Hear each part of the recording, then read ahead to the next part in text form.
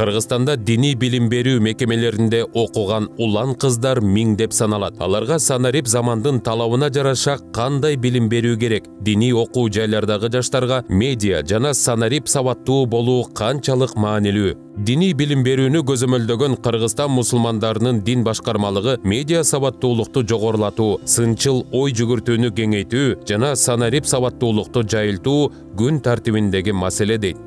Gelecekte биздин бүтүрүүчүлөрүбүз маалыматка сынчыл ой жүгүртүүчү, талдоочу, анализ кылуучу болушлугу үчүн медреселерде медиа сабаттуулук сабактар киргизиш керек. Маалыматтарды окуп жатканда, маалыматтарга лайк басууда өтө бир коопсуздукту караш керек. Көп эле учурларга биз күбө болдук.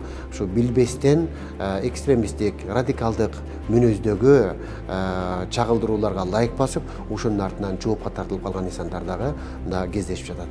Дини окуу жайларда медиа сабаттуулуктун негиздерин жайылтууда көптөгөн жарандык уюмдар иш жүргүзүп келет. Алардын арасында медиа сабак фонду биринчи жолу медресе окуучулары үчүн медиа сабаттуулук боюнча Ысык көлдө медиа лагерь уюштурду. Катышуучулар фейк, кибер коопсуздук, дезинформация, маалыматтык манипуляция жана башка керектүү темаларды изилдеп, мультимедиа жана онлайн медиа студияларында медиа продукт даярдап, сүрөт тартууну, монтаждоону үйрөнүштү. Андан тышкары Бишкектеги медреселерде медиа маалыматтык сабаттуулук боюнча медиа лабтарды өткөрүп, окуучулар гана эмес, окутуучуларга да атайын тренингтерди уюштурууда.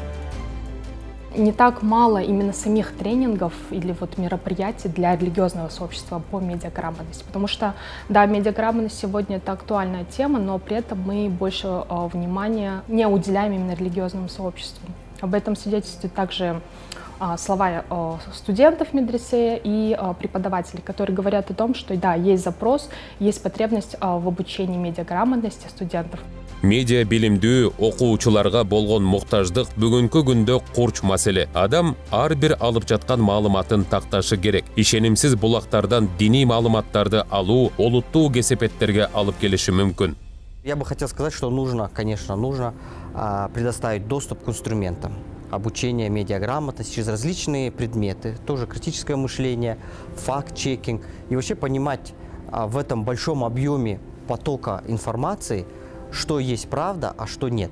Важно научить людей сделать паузу перед тем, как верить той или иной информации. Я думаю, вот это вот ключевой момент. Медиа билим берүү, медианы түшүнүү үчүн гана эмес, инсандык өнүгүү үчүн да күчтүү курал. Окуу процессине медиа билим берүү технологияларын киргизүү мамлекеттик деңгээлдеги тиешелүү чечимдердин жана мезгилдин талабы. Диний окуу жайлардын да бул процесске активдүү катышуусу зарыл.